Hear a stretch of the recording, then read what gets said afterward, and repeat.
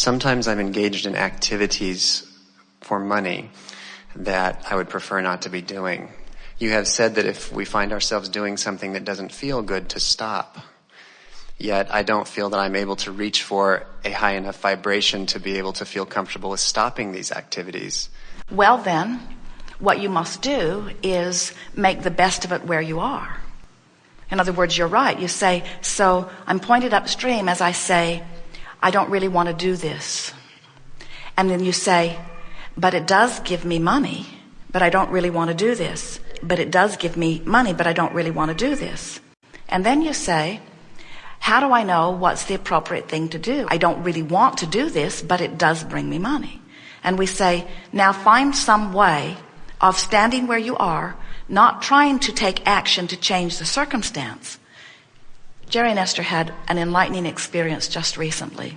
The car that they tow behind the monster bus has a drive shaft disconnect. They pull a lever and it disconnects the drive shaft so that the transmission and everything flows freely while they tow it. And then once they unhook it from the bus, they re-engage that. And it has not been re-engaging easily. There's something out of alignment.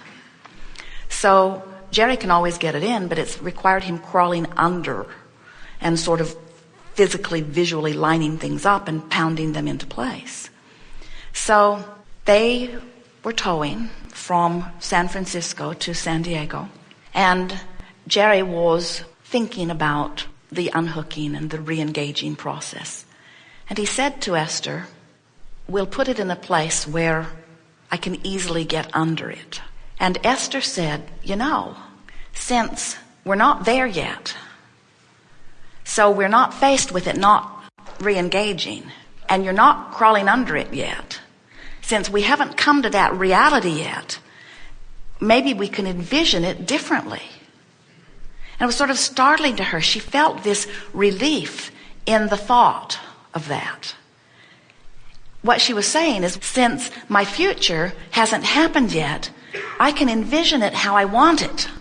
And in envisioning a future, which is easier to believe than a now reality, it can be purer in my vibration, which means my future envisioning is my excuse for releasing my resistance right now. And in releasing my resistance right now, I begin going with the flow.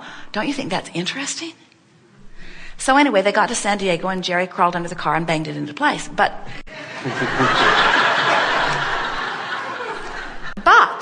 they had great relief in the envisioning.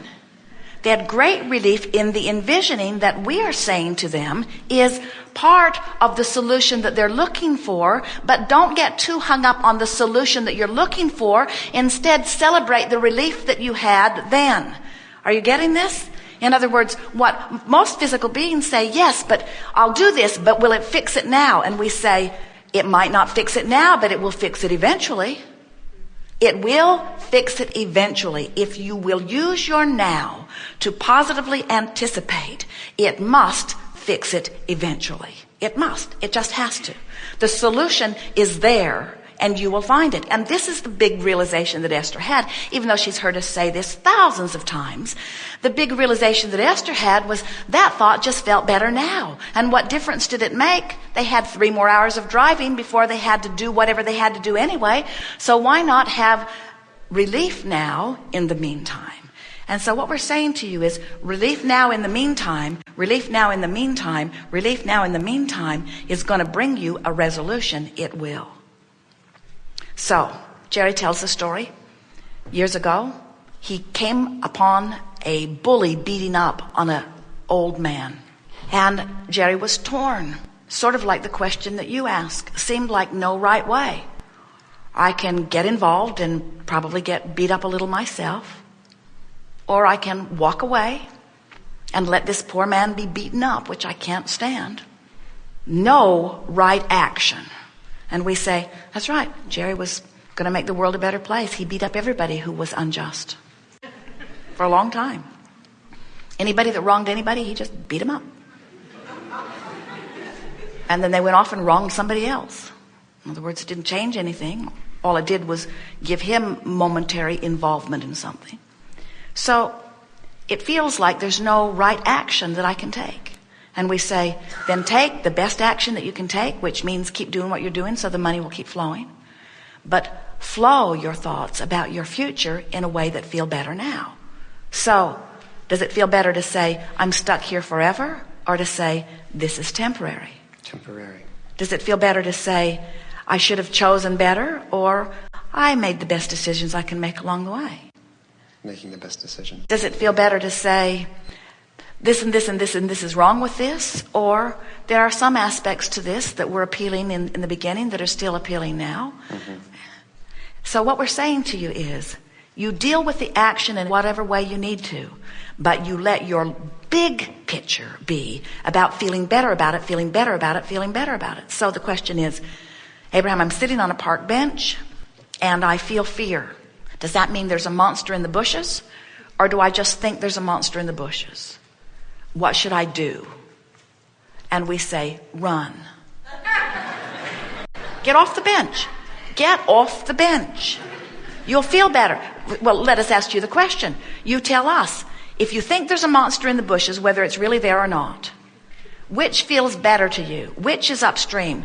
To sit there and endure the monster in the bushes, or to do something with yourself in relationship? So you say, well, leaving the bench makes me feel better. And we say, then that's the right action, isn't it? And sometimes there's action that is required. But if you will let the root of all of your action be which action feels best, and then once you get away from the bench where you're no longer worried about the monster per se, he's not breathing down your neck right now this minute. Now, begin envisioning the future more as you want it to be. And before you know it, monsters will not have access to you. They'll zig while you're zagging. Does that mean all the monsters will go away? No, monsters have a right to live too. And one man's monster is another man's pet. In other words, you don't get to choose everybody else's pie. It's very good, thank you. Yes, indeed. So, we know what trips you up. You're resourceful beings. You've come forth into an environment where there's lots to identify. And as you sift through the variety of life experiences for the purpose of giving birth to the new idea that you can joyfully begin to move toward, we know that in that deciphering process, you must know what you don't want in order to know what you do want. In other words, this is the process of determination. We just want you to know that the non-physical part of you is very quick to get the message of what you want. You don't have to keep beating yourself over the head in order to let source energy know what you want. We heard you the first time. You want more money. We got that. And a healthy body and loving relationships. In other words, you want what you want and you are well to want it. But what we want you to understand is once you have asked, it is given. And if you would do as we do, which is then to turn your undivided attention toward what you've asked for, rather than explaining eternally that you're not there yet. Friends will say, oh, Abraham, please help me get over there. And we'll say, what's over there? And they'll say, well, I got to tell you, it's so much better than what's over here. And we say, well, let's talk about what's over there. And they'll say, all right, but I've been over here for so long and I've been so uncomfortable for so long. It's probably my mother's fault that I'm over here. And if you could, Abraham, just please tell me, what did I do wrong to deserve being over here? And we say, nothing. Let's talk about going over there. And you say, all right, I'm going to talk about what's over there, but I can't find the words about over there. So let me just tell you how bad it is over here. And maybe you can then help me figure out how I can get over there. And we say, you can't get over there if you're looking over here. You can't be pointed in the opposite direction of what you want and move toward what you want. And sometimes you just get worn down with it. We see you. Oh, it's actually refreshing when you've paddled so hard for so long that you're just weary on all levels, and then you just sort of crash. And then the well-being stream carries you for a while. And then you wake up and you pick up your oars and you start paddling again.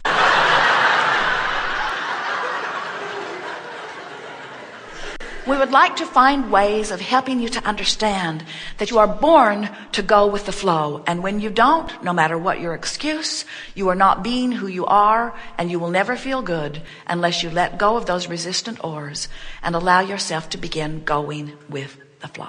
It's an important point, this going with the flow thing. And the reason that we belabor it so is because we love you so much, you have no choice. You have no choice. Do you know? Do you know that you can paddle upstream your whole life, make yourself miserable for one reason or another, and when you croak, you're going to go with the flow. So the name of this seminar is Pre-Croaking Going with the Flow. It's being who I really am now, or as soon as I can get there. So as you listen to us, and we've been spewing processes for a very long time. Some of you have been attempting to do them all, bless your hearts. And what we're really wanting to say to you is that every process that we've ever offered, and there are many and many more coming, every process is with one thing in mind: to help you to release a little more resistance so that the natural stream will carry you. We understand so well the nature of who you are and the promise of your inheritance. And we are just eager for you to get to it now, today. But your inheritance isn't about the money, although that's there too. It isn't about the physical conditions or the manifestations, although all of that is there for you, and we want it all for you. The promise is about the joy of the flow, the eternalness of life. You didn't come into this experience to figure out where to go and get there. You came for the joyful experience of going. You came for the fun of getting in a stream, an inevitable stream of well-being, and having the ride of your life, the ride of your choosing. Imagine you get to come into a world like this with all of this stuff to choose from, and you get to birth new ideas which the universe has complete ability to assist you in fulfilling. But you didn't come for the building of the physical stuff. You didn't come to get it built. You came for the joy of the building. You didn't come to solve the problem. You came for the joy of the mind expansion on your way to the solution. You didn't come to fix things that are broken. You came to create what is new. In fact, you cannot go back and fix anything because you've moved so far from it. Nothing that you've ever lived through can be repaired or needs to be repaired or needs to be restored because it's all back there where everything that you are is downstream. So we know that we are asking for you some trust in the laws of the universe, but we really don't think that we need so much trust from you. It's not like it is a secret. It's like saying, I need to go to school to learn about gravity. Well, why? Because if I don't know, I might go up instead of down. We say, no problem. Gravity will teach you about itself. It will show you in every moment of your day. It will be consistent, and your relationship with it will be undeniable, and you will never not understand your relationship with gravity. And law of attraction is the same way. It is consistent, and it is always giving you exact feedback of what you're doing vibrationally. As Jerry and Esther are traveling from Phoenix to San Diego, they know the way. They never get lost. They never get out there in the desert, about halfway Yuma, and get disoriented in their dissatisfaction that they're not all the way to San Diego. Because that journey is quantifiable. They get it. And yet you're on your way from powerlessness to empowerment, and you step into revenge, which is a step in the right direction. Hopefully you'll keep stepping before you act on it. But as you move from revenge into rage, into anger, into less anger, you're moving in the right direction. But if you're taking score, or worse, if people around you are saying, look at you in your anger is misplaced. I think I will take you to anger management seminars. We say, just keep going, just keep going, just keep going, just keep going. In fact, We don't even say just keep going, because the stream will keep you going. What we say is relax, relax, relax, relax, release, release. Try to find the better thought. Don't fight it. Don't fight it. Don't justify it. Don't defend it. Don't explain it. Don't beat the drum of it. Just relax. Let it go from your consciousness. Let it go. Let the stream carry you.